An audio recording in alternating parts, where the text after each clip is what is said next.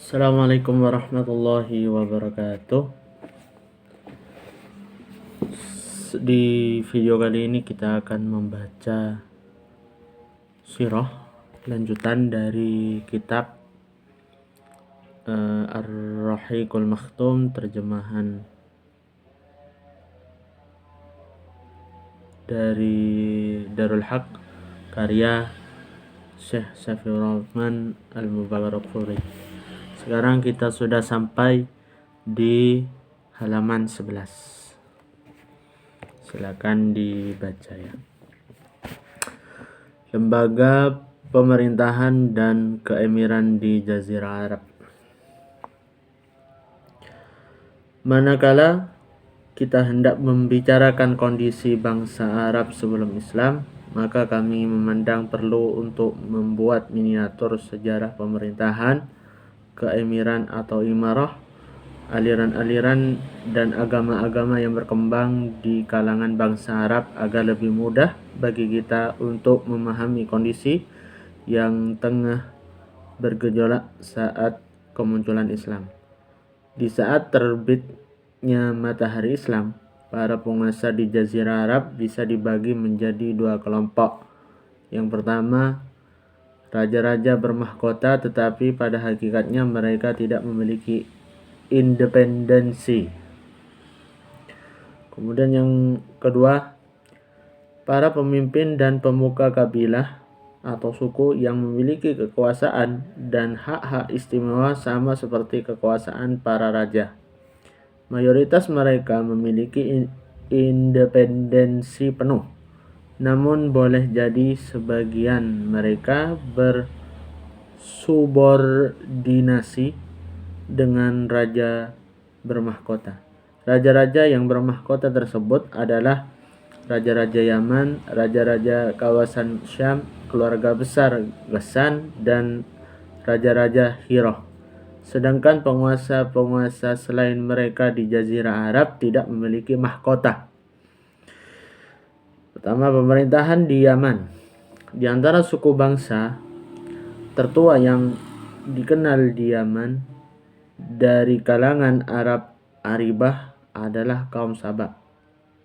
Keberadaan dan peran mereka berhasil diketahui berkat penemuan fosil OR atau fosil ore yang diperkirakan sudah ada sejak 25 abad sebelum Masehi. Puncak peradaban, pengaruh serta perluasan pemerintahan mereka dimulai 11 abad sebelum Masehi. Klasifikasi periode pemerintahan mereka dapat diperkirakan sebagai berikut. Yang pertama, antara tahun 1300 sebelum Masehi hingga 620 sebelum Masehi. Pada periode ini, dinasti mereka dikenal dengan dinasti Al-Mu'iniyah. Sedangkan raja-raja mereka dijuluki sebagai Mukrib Sabah, dengan ibu kotanya Sirwah yang puing-puingnya terletak sekitar 50 km ke arah barat laut dari kota Ma'arib dan berjarak 142 km arah timur kota Son'a yang dikenal dengan sebutan Khuraibah. Pada periode mereka dimulainya pembangunan bendungan yang dikenal dengan nama Bendungan Ma'rib dan memiliki peran besar dalam sejarah Yaman. Ada yang mengatakan wilayah pemerintahan kaum Sabah ini telah sampai ke tingkatan aneksasi terhadap kawasan di dalam dan di luar negeri Arab. Nomor 2. Antara tahun 620 sebelum Masehi hingga 115 sebelum Masehi. Pada periode ini dinasti mereka dikenal dengan dinasti Saba dan julukan Mukrib mereka tanggalkan. Untuk kemudian hanya dikenal dengan raja-raja Saba. Mereka menjadikan Ma'rib sebagai ibu kota, menggantikan Sarwah. Puing-puing kota Ma'rib dapat dijumpai pada jarak 192 km dari arah timur San'a. Nomor 3. Dari tahun 1115 sebelum Masehi hingga tahun 300 Masehi. Pada periode ini dinasti mereka dikenal dengan dinasti Al-Himyariyah pertama. Sebab kabilah Himyar telah memisahkan diri dari kerajaan Sabak dan menjadikan kota Raidan sebagai ibu kotanya menggantikan Ma'rib. Kemudian kota Raidan dikenal dengan nama Zufar. Puing-puingnya dapat ditemukan di sebuah bukit yang memutar dekat Yarim. Pada periode ini mereka mulai jatuh dan mengalami kemerosotan serta kerugian besar dalam perdagangan yang mereka lakukan. Di antara penyebabnya adalah beberapa faktor. Pertama, dikuasainya kawasan utara Hijaz, saat ini disebut dengan Al-Batra, oleh etnis Anbat. Kata ini sekarang digunakan untuk menyatakan percampuran antara etnis selain Arab. Kedua, berhasilnya bangsa Romawi menguasai jalur perdagangan laut setelah sebelumnya mereka berhasil menaklukkan Mesir, Suriah, dan bagian utara kawasan Hijaz. Ketiga, adanya persaingan antar kabilah. Faktor-faktor inilah yang menyebabkan berpencarnya keluarga besar suku Qahtan atau Ali Qahtan dan hijrahnya mereka ke negeri-negeri nun jauh.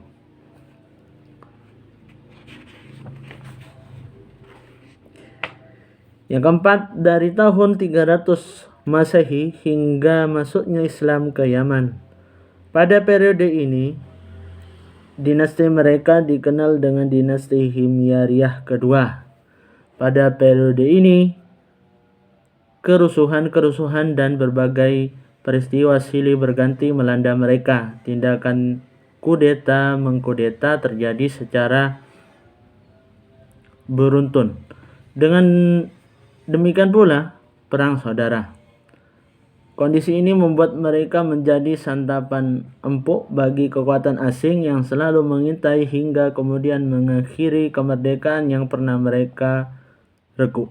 Begitu juga pada periode ini bangsa Romawi berhasil memasuki kota Aden, dan atas bantuan mereka untuk pertama kalinya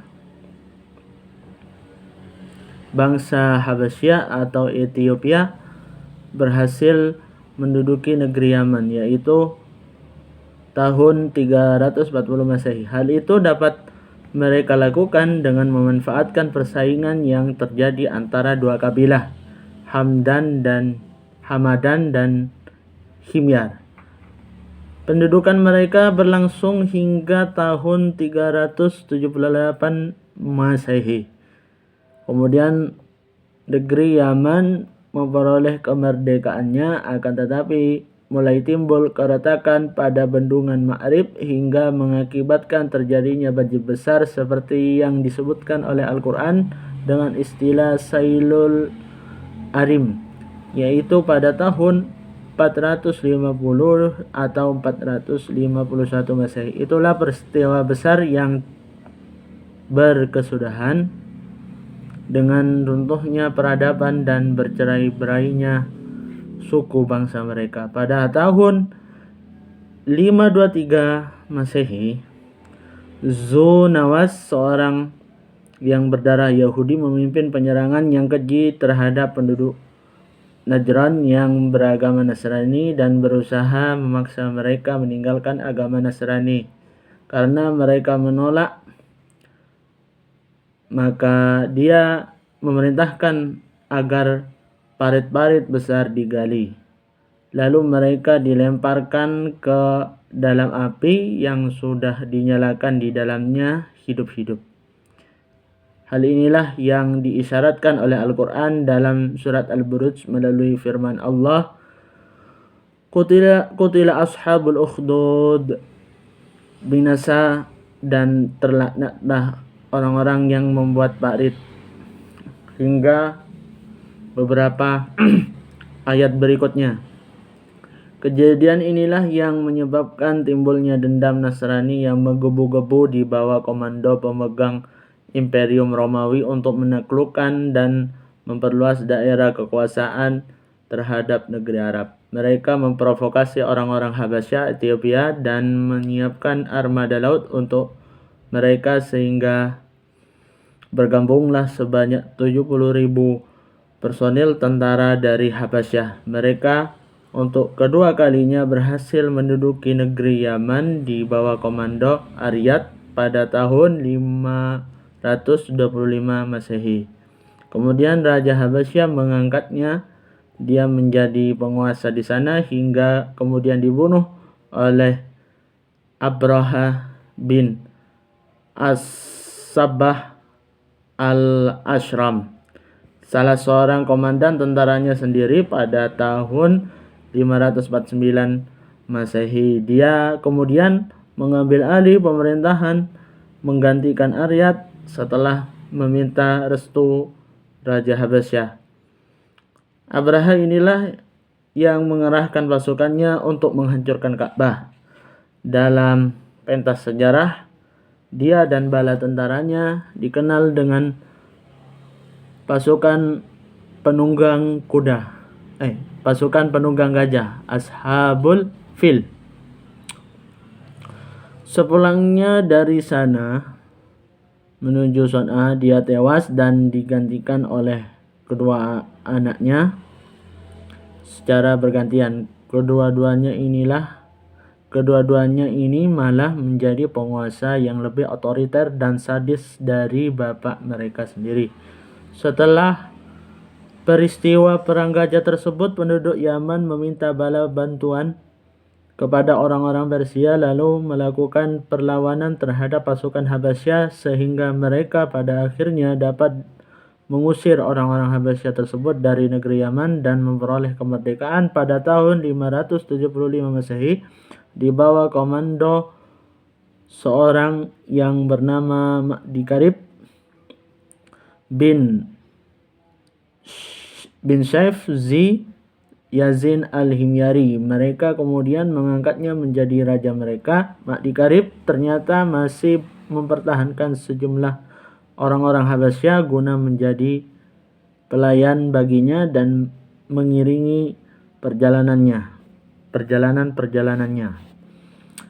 Akibatnya suatu hari mereka berhasil merencanakan pembunuhan terhadapnya. Dengan kematiannya ini berakhirlah tampuk kekuasaan dari dinasti Yazin.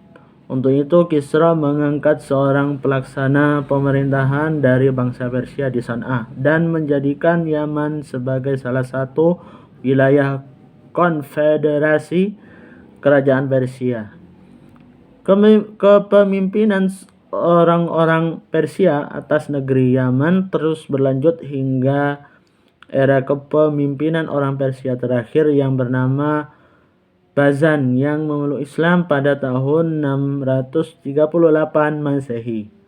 Dengan keislamannya ini berakhir pula lah tampuk pemerintahan kerajaan Persia atas negeri Yaman. Kita sudah sampai pada pembacaan Sirah Nabawiyah Ar-Rahiqul Maktum Syekh Mubarakfuri di halaman 14. Kita lanjutkan di pertemuan berikutnya. Assalamualaikum warahmatullahi wabarakatuh.